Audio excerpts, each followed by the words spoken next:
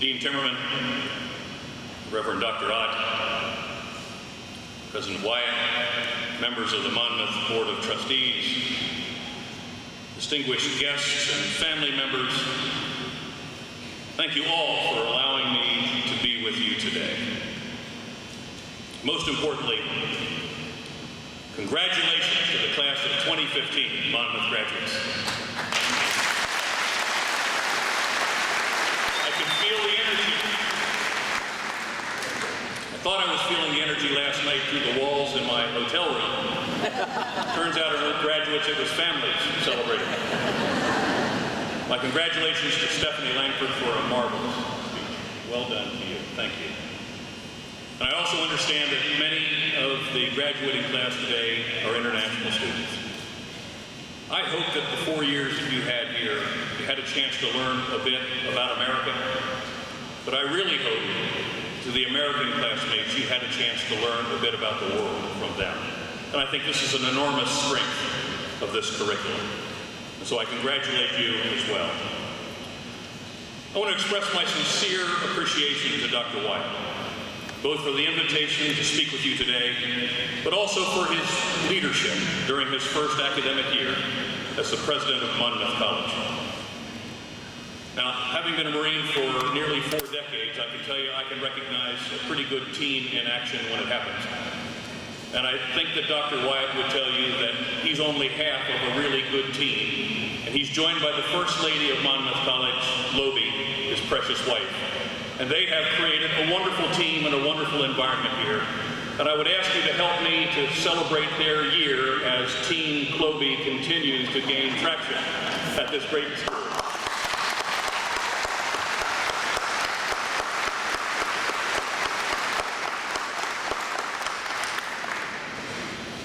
Now, I'm going to go on for a few more minutes, and I know everyone's got their own little tropical storm going on inside their robes right now, so I'll try to be brief. I'd like to acknowledge one of the leading members of the community here at the college, Dr. Bill Urban, a history professor who is retiring after nearly 5 decades of distinguished service to Monmouth. As Dr. Urban retires, I'd like to take the responsibility today to dispel a myth some of today's graduates and alumni have believed since they were underclassmen, which is that Dr. Urban is an institution that has shaped Monmouth's history like few professors before him because he actually lived the history he was teaching.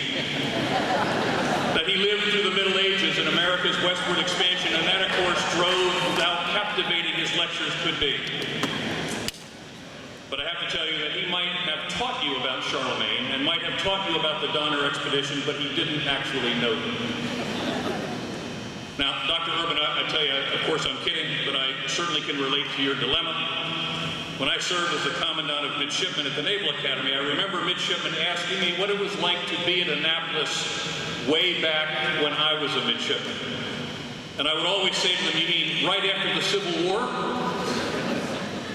And they would start doing the math in their heads. And I knew that people like Dr. Urban and I had a lot of history yet to teach. But I want to thank you, Dr. Urban, for all you've done to sow the seeds of history in the precious young minds of these graduates. Of course, today is an occasion for graduates to reflect, not just about their own history at Monmouth, but also about the history they aspire to make as Monmouth graduates, as citizens, and as professionals. And despite the challenges ahead and perhaps a sense of uncertainty and understandable unease, you should be confident that your Monmouth graduation has prepared you well. As President Wyatt observed in his inaugural remarks, you have not only studied the liberal arts, you've had the opportunity to participate in studying the liberating arts, and that is a profound statement. You've had a great privilege of being part of a community of learning and a college where every day you have been encouraged to think and to act anew. Graduates, this is a meaningful day for all of you, and you've worked hard to arrive here, but I would also ask you to remember that you did not travel this journey on your own. This should be a day of great celebration and heartfelt appreciation. Indeed, this is a special day for your teachers, your coaches, your mentors, and particularly and very importantly, your precious parents, your families, and your loved ones, many of whom have made significant sacrifices so that you could receive this Monmouth education. So please join me as well in thanking them.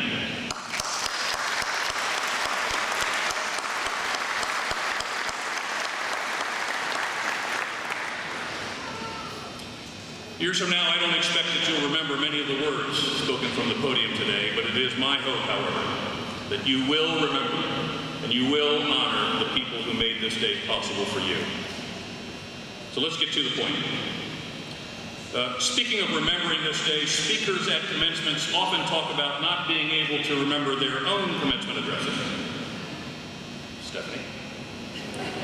But they see absolutely no reason why you shouldn't remember their own words of wisdom. And today is no different. I expect you to remember everything I say.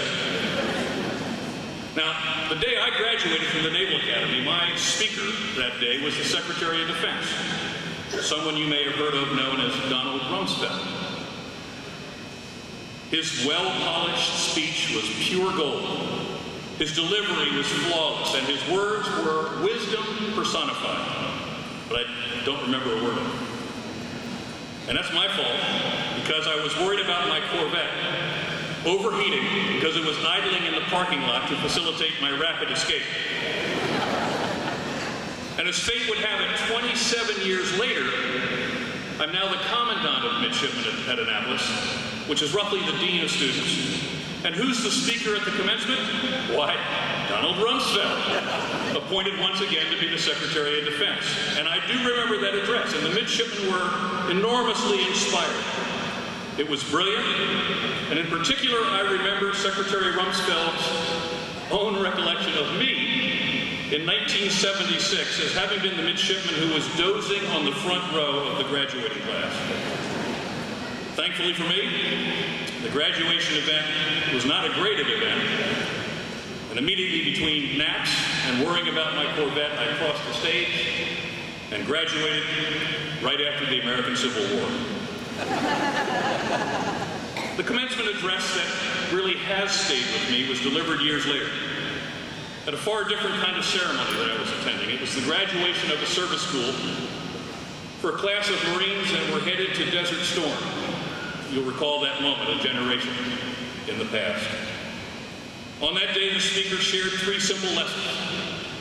Lessons that have stayed with me in my entire life, throughout my career, and have shaped my experiences. And these are lessons I hope to impart to you today. So please listen up. Because while you're not headed for the world of combat, you are headed for the world of competition, where success is too often measured in immediate gratification, by the bottom line, and by self-aggrandizement. So the first lesson is one you might expect to hear from a Marine. Take care of yourself physically. In America today, we almost never dwell on the necessity of being in good shape, but the lessons of history bear this out. If you really want to be competitive, you've got to take care of yourself. I can't tell you how many bedsides that I attended in Iraq and Afghanistan, looking down at one of my badly wounded Marines or soldiers, and the doctor or the nurse telling me that the only reason he's alive is because he was in good physical condition. The doctor's point, this warrior survived because he maintained a physical edge. But let me take this one step further for you. If you achieve and you can keep that edge, if you can continue to be in good shape, you'll handle uncertainty better. You'll resist fear longer. And you'll think more clearly in the crises that are inevitably coming your way. So what's this mean for you? Well, first of all, Monmouth doesn't graduate slackers. It produces young women and men of character who are imbued through their education to lead. And leadership, true, compassionate leadership, is hard. It's demanding, and it's relentless. You have to possess the endurance that flows from a physical edge. For you to thrive in the pressure cooker of today's business environment, got to be in shape. To arrive here today, many of you have endured the physical strain of all-nighters at Hughes Library, undoubtedly. For others, in both your studies and your participation in sports, your stamina and your endurance has been undoubtedly tested. But you've all just begun to feel what is hard. As you age and your responsibilities grow, finding time to maintain your physical condition will become both more difficult, but more essential. And it won't be long before your daily demands of family and career begin to test your endurance and sap your energy in ways you've not experienced. It's important that you begin to test yourself and to test your physical limits today.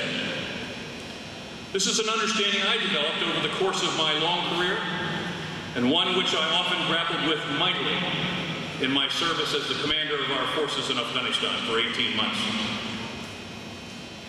Sometimes through the fog of exhaustion in combat, and it's impossible really to describe that feeling, I'd be presented with the requirement to make a decision, often where lives would be at stake.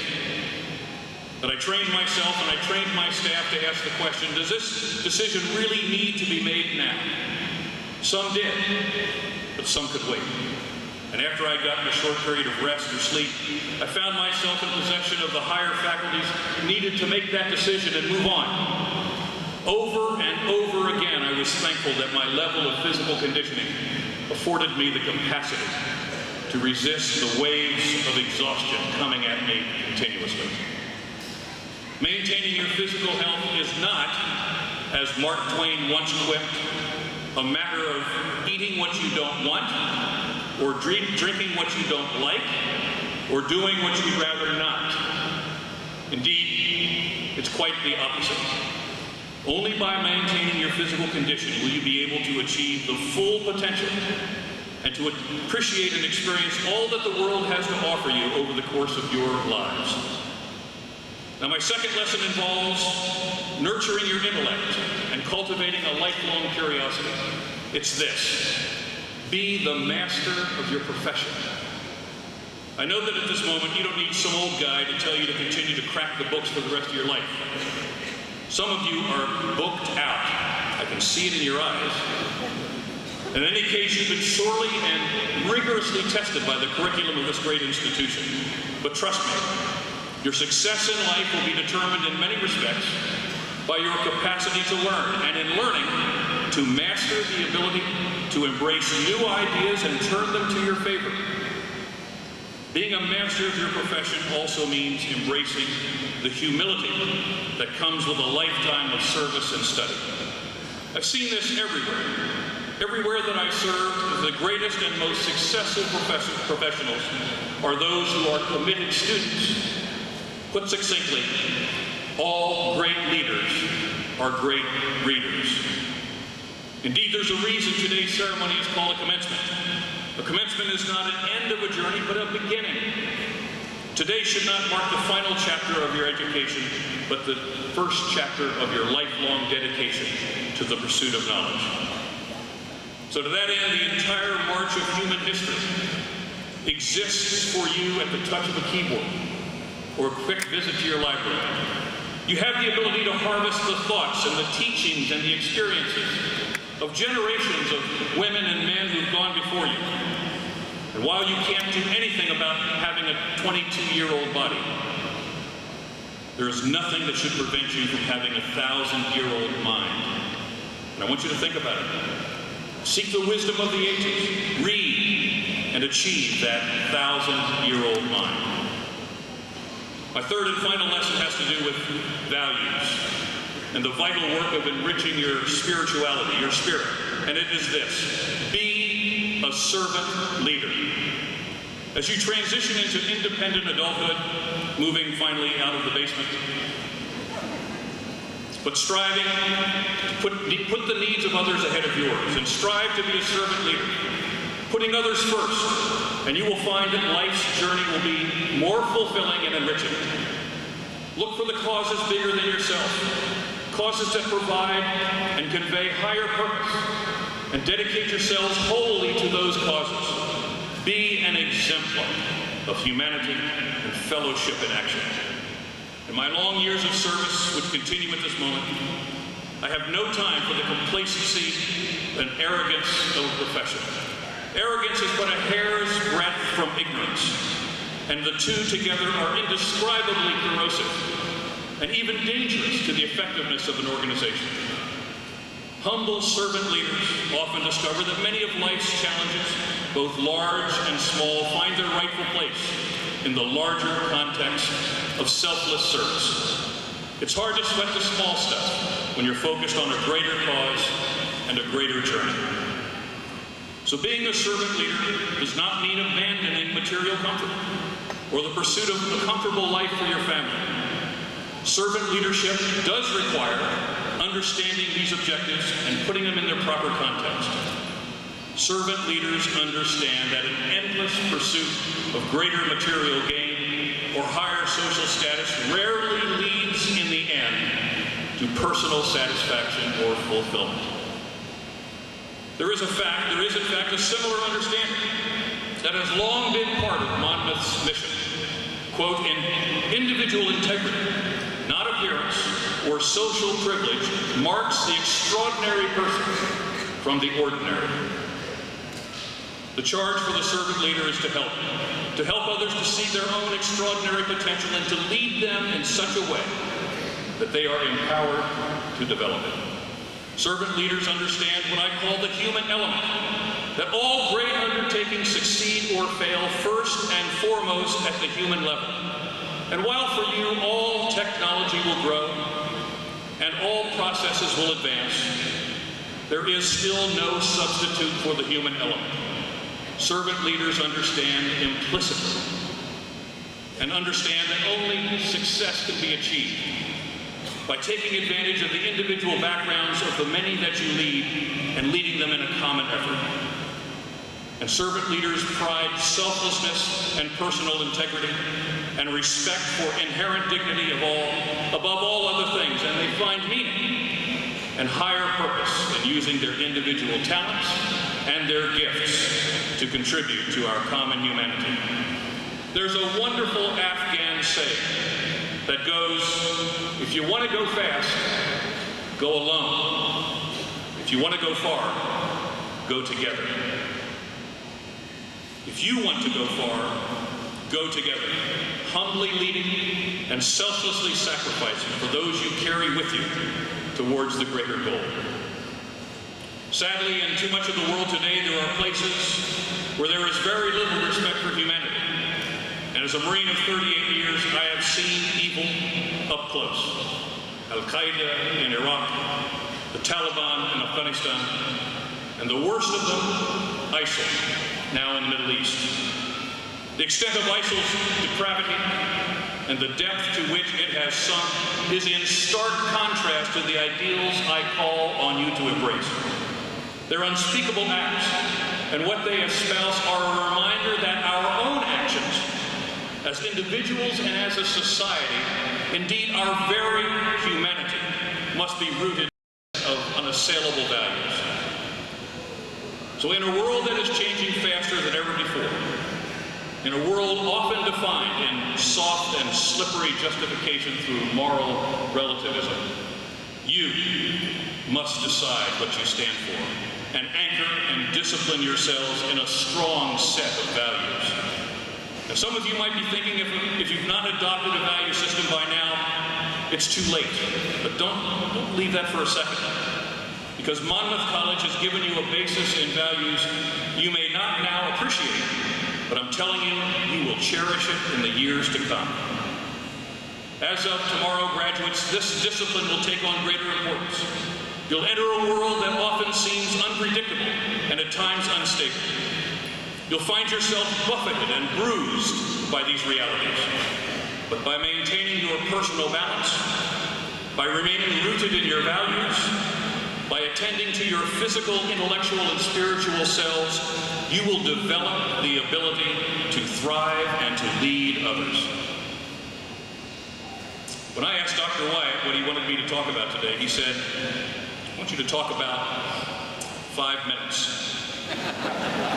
Ouch. Well, I was so inspired by the President, so inspired by the institution and you that I wanted to give you a little bit more, and I'm afraid my words got away from me.